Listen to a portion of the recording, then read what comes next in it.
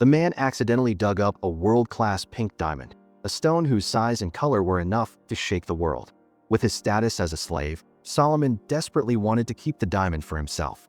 But just recently, a fellow worker who had only hidden a tiny, rice grain-sized diamond in his mouth was discovered and shot dead on the spot.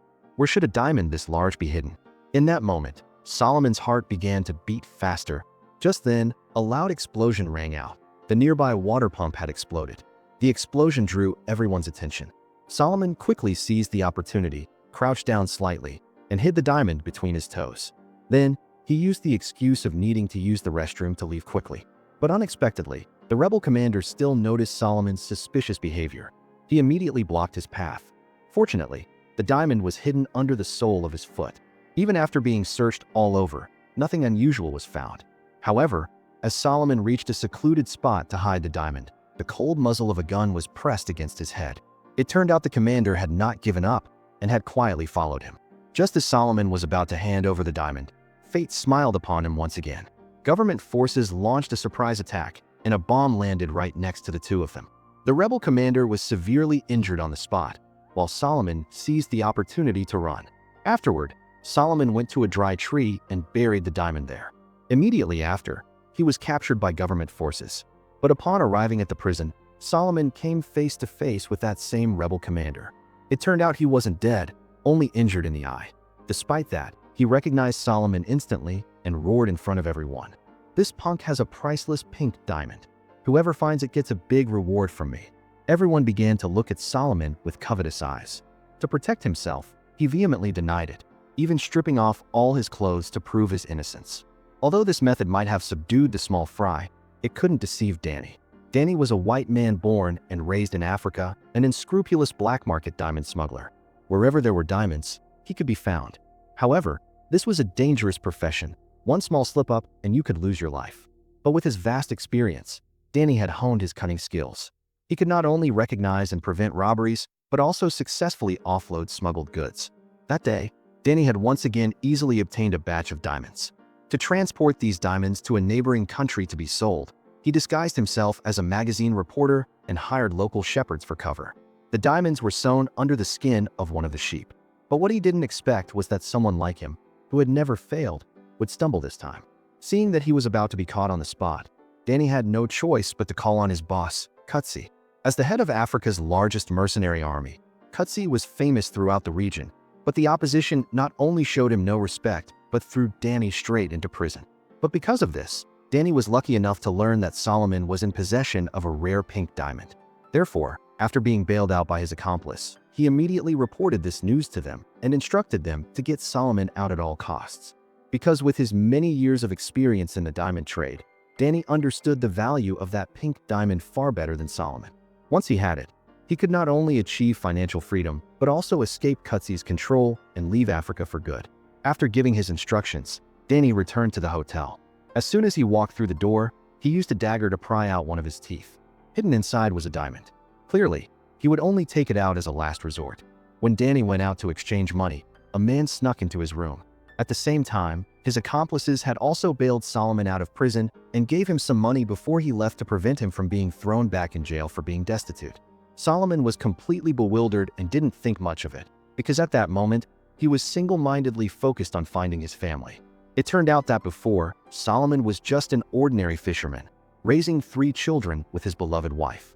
Though life was simple, it was not peaceful. His son Jiel was particularly well-behaved, understanding, and eager to learn. Every day, he would wake up on time and walk 5 kilometers of mountain roads to get to school. But that day, when Solomon was picking up his son from school, they suddenly encountered a group of armed rebels. These men were cruel, bloodthirsty, and inhumane. As soon as they entered the village, they began to fire indiscriminately at civilians, including many children. But when they killed, they didn't even blink an eye. In the chaos, Solomon helped his wife and children escape successfully, but he himself was captured on the spot. Initially, he was supposed to have an arm chopped off, but the enemy saw that he was strong and robust and felt it was a waste. So they tied him up and sent him to the diamond mines to do hard labor. Then followed the scene from the beginning of the story. Elsewhere, after exchanging his money, Danny went to a bar. But his purpose was not to party, but to find the owner to order a pistol. Just then, Maddie's beauty caught his attention. Initially, Danny just intended to find a girl to sleep with, but after a bit of conversation, he discovered she was a reporter and even immediately guessed he was a diamond smuggler. Danny hated getting involved with the press, but Maddie stuck to him, demanding he provide information to expose the blood diamond trade and the biggest smuggler behind it. However, no matter how much Danny liked beautiful women, he would not reveal any information to a strange reporter. Returning to the hotel, seeing the ransacked room, Danny immediately realized his accomplice had secretly reported the news about the pink diamond to Colonel Cutsey. Although he understood that in this man-eating land, trust was the cheapest commodity, he still couldn't contain his anger.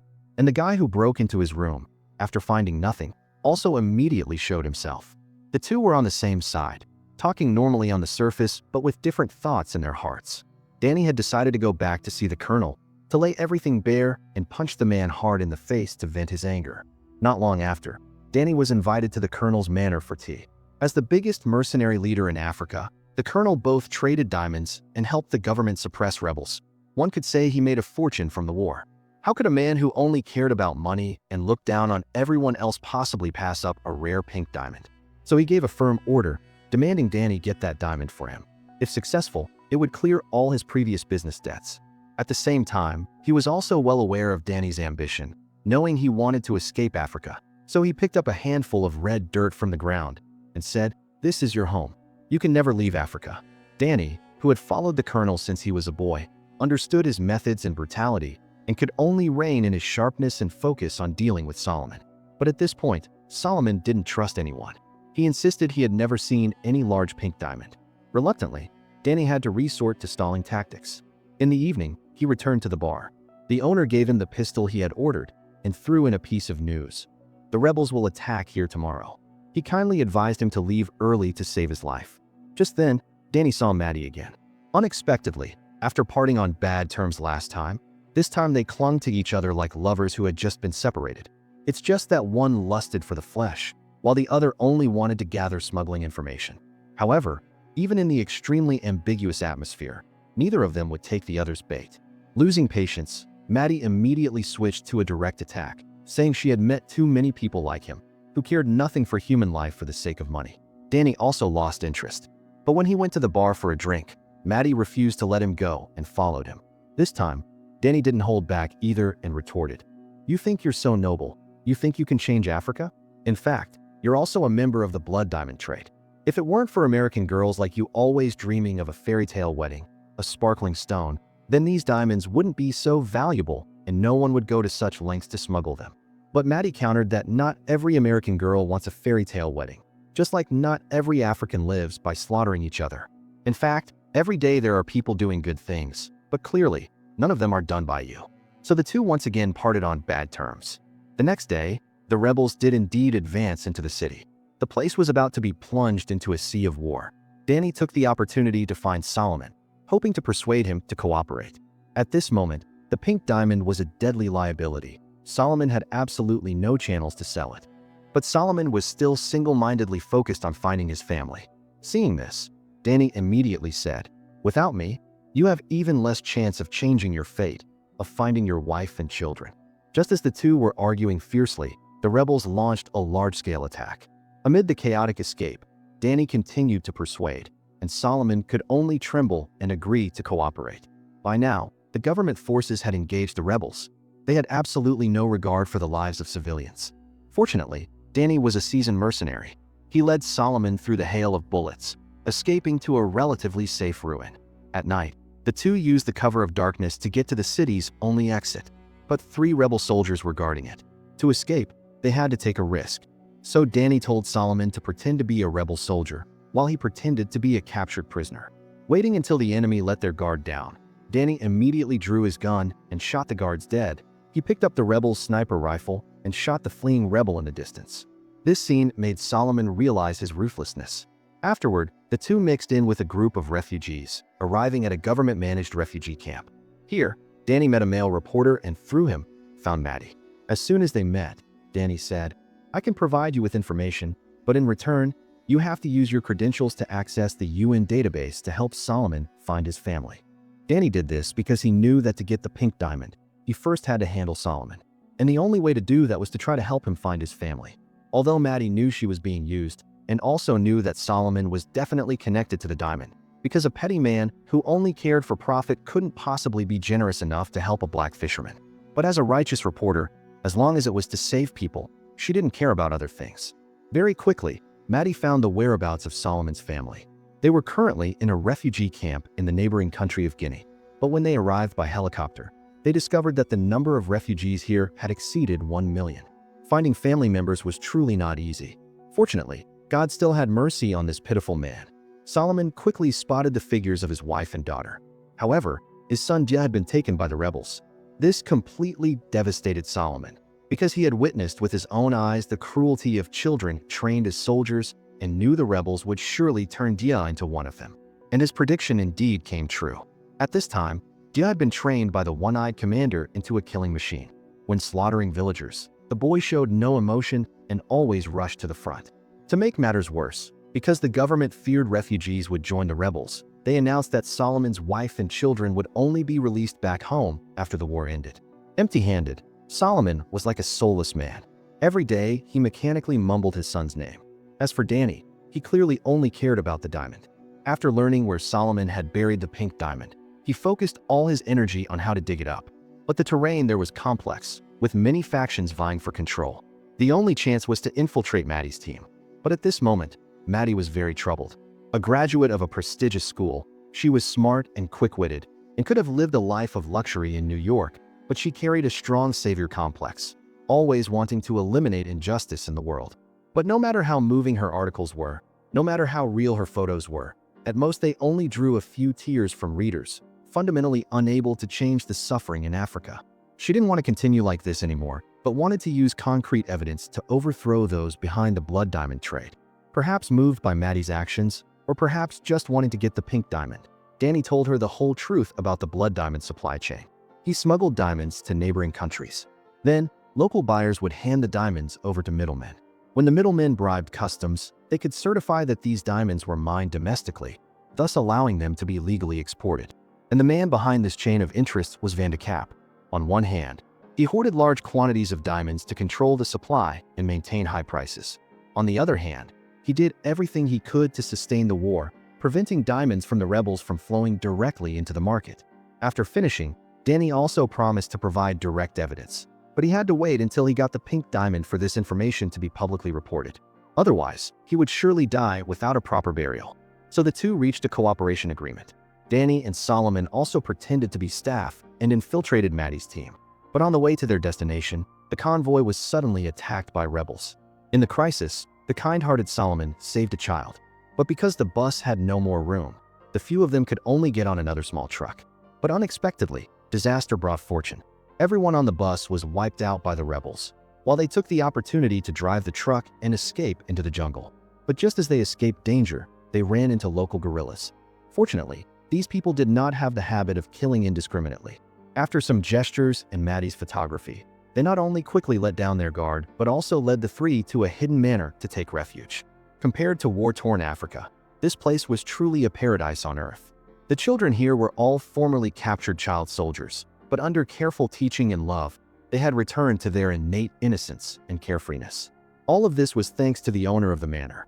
He always believed that people have no real distinction between good and evil, that even the most heinous villains, in a moment of showing goodwill, can make life more meaningful. Danny listened to these words and pondered. In the evening, he listened to the children singing, and under the influence of palm wine, for the first time, he opened his heart to Maddie. It turned out Danny was a white man born in Africa. When he was 9, his mother was killed, and his father was also beheaded. It could be said that the war had taken everything from him. So at 19, he followed the colonel to become a mercenary, fighting and resisting black people ever since.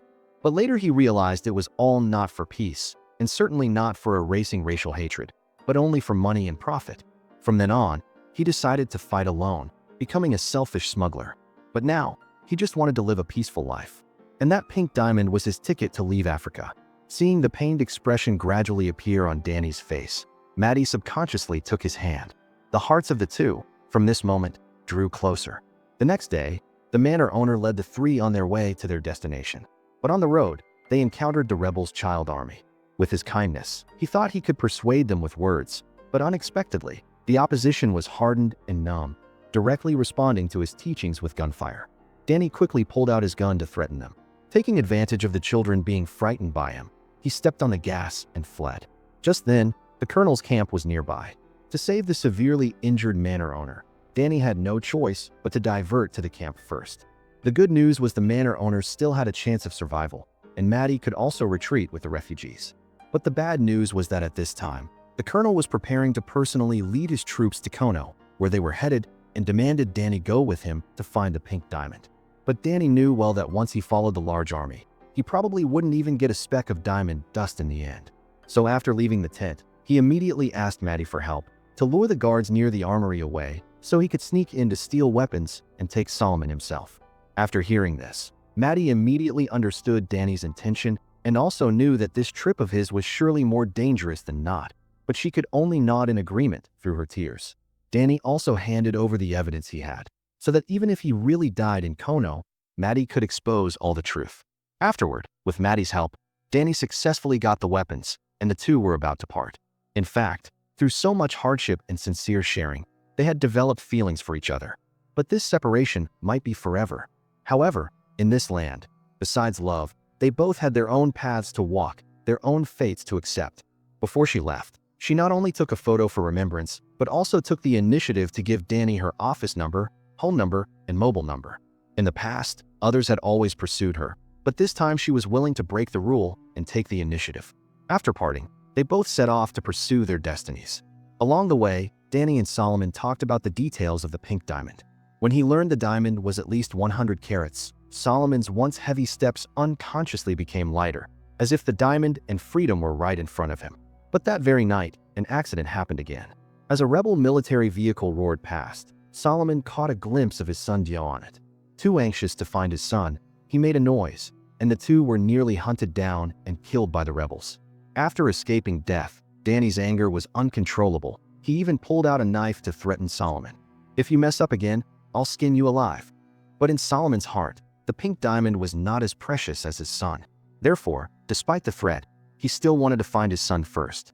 The two thus had a conflict, a fierce scuffle, but Solomon remained firm, and reluctantly, Danny had to concede. In the evening, the two fumbled their way to the rebel camp, but couldn't find any sign of Diameter. The two had to continue on their way. Before, on the road, the two often talked about diamonds, but now they began to talk about each other's lives and gradually truly opened up to each other. Danny even said he would definitely rescue Diameter. After walking for another day and night on small paths, the two finally reached the mine where the pink diamond was buried. But the place was heavily guarded, completely inaccessible. Left with no choice, Danny had to take a dangerous gamble, sending the specific coordinates to the colonel, requesting he use heavy firepower to clear a path. Danny knew this was a risky move, but there was no better way. He could only hope to take advantage of the battle between the two sides, risk sneaking to the spot with the diamond, dig it up, and then take the opportunity to escape. But Solomon, after hearing this, felt something was wrong, because he was sure his son was inside, and once the firing started, he could very well lose his life. So in the evening, while Danny was fast asleep, he secretly infiltrated the enemy area and found his son. Who would have thought his son not only didn't recognize him, but also saw him as a traitor and captured him. Just then, Danny, discovering Solomon was missing, also followed him. But facing this situation, he could only wait for an opportunity. Early the next morning, the injured rebel commander appeared. Seeing Solomon, he was overjoyed and used an axe to threaten him to hand over the pink diamond. The reason the commander coveted this diamond so much was that he, like Danny, wanted to use the money to escape this hell on earth. Faced with the threat, Solomon was about to surrender, while Danny, hiding in the shadows, was as anxious as if on fire, afraid the pink diamond would be snatched away one step ahead of him. Just then, the colonel's helicopter appeared in time. Under the hail of bullets and bombs, the rebels immediately fell apart. Although the situation was chaotic, Danny's mind was very clear. He knew he had to focus on protecting Dia, as that was the only way to get Solomon to reveal where the pink diamond was hidden. So, despite the danger to his life, he saved Diameter. And Solomon, on the other side, finally found a chance for revenge. He directly used an iron bar to smash the one-eyed commander's head. With absolute firepower advantage, the rebels were quickly completely wiped out. At this point, everyone's focus once again turned to Solomon. And Solomon also knew the location of the pink diamond was his life-saving card, so he kept his mouth shut. It wasn't until the colonel said that as long as Danny could make him talk, He would agree to a 60-40 split, otherwise both would have to die. That Danny pulled Dio out from the side. With his weak spot held against him again, Solomon had no choice but to compromise. Afterward, the group went to the burial spot. The place had already been dug up and ravaged by the rebels. Solomon had no choice but to force himself to continue digging.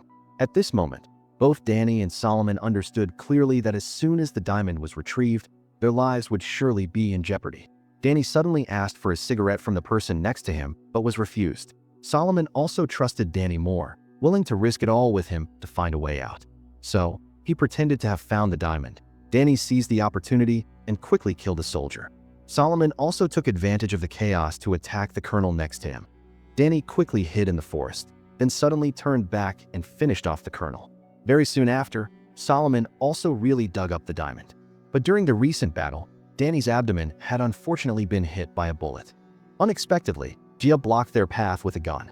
It wasn't until Solomon used every emotional appeal that his son, whose conscience was not yet completely lost, regained his senses. However, just as the father-son reunion ended, the three were attacked and could only hastily flee. On the way, Danny demanded the diamond back and also contacted his accomplice in advance to send a plane to pick them up.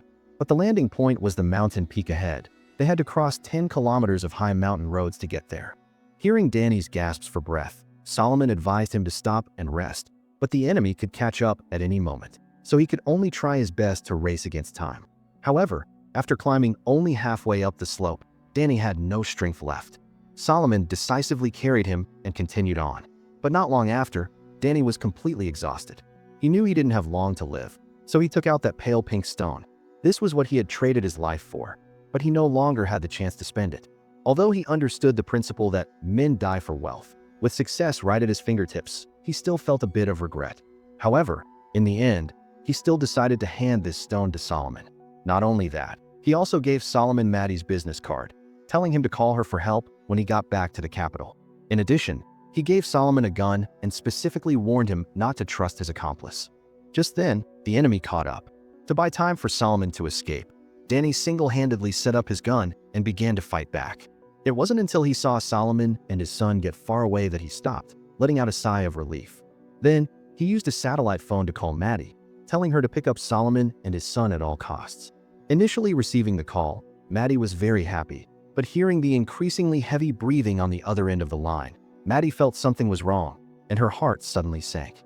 At this moment, the accomplice's helicopter roared over Danny's head, but he no longer felt regret, only sighing. The scenery here is beautiful. I wish you were here too. But luckily, he had told her the true story, so she could write her articles freely later. At this point, Maddie also understood the meaning in Danny's words. She cried and said, "I wish I could be with you." But Danny said it was okay. He was exactly where he was supposed to be. After hanging up, Danny grabbed a handful of blood-soaked dirt beside him, as if confirming the colonel's words. This was his fate. Though he had tried his best to escape, in the end, he was born and died in this place. In the brilliant sunset, Danny peacefully closed his eyes, becoming the most dazzling streak of white on this dark land. Not long after, Solomon, with Maddie's help, brought the pink diamond to London and, under Maddie's meticulous arrangement, reached a trade agreement with the top brass of the diamond monopoly. The condition was to help find his family. So Solomon's family was finally reunited, and the transaction scene was also fully recorded by Maddie. Afterward, Maddie, based on the evidence in her hands, exposed the dark secrets behind the blood diamond trade. Solomon also stood up as a witness, telling the whole world the bloody stories that had happened in Africa. Finally, in May 2003, 40 countries signed the Kimberley Process Certification Scheme. Any diamond legally mined from its source must be packed in a tamper-proof container and accompanied by a Kimberley certificate to be exported. Otherwise, diamonds of unknown origin are all banned. Diamonds are originally just ordinary transparent stones, but because of human greed and the pursuit of material things, they have become symbols of purity, nobility, and even wealth and power. And in order to obtain more profit, the evil in human nature is constantly exposed, leading to exploitation and bloodshed. Although international agreements can slow or even end the illegal diamond trade, there is no way to reduce human greed. Advising people to stop buying a certain sinful commodity also cannot reduce it, because the venomous snake named ambition still lurks in the human heart. The satisfaction that cannot be obtained from diamonds will surely be vented through other channels, either other luxury goods or other immoral behaviors. Therefore, we do not need to boycott a material thing that has no right or wrong, but rather to clearly recognize the relationship between ourselves and the world, to reconcile another relationship, to reconcile our own desires, to reconcile our own hypocrisy, and to reconcile our own conscience. Because the thing that is bloody has never been the diamond, but human greed and ever-expanding desires. Today's story ends here. Thank you for watching. What do you guys think of this film? Please leave a comment down below.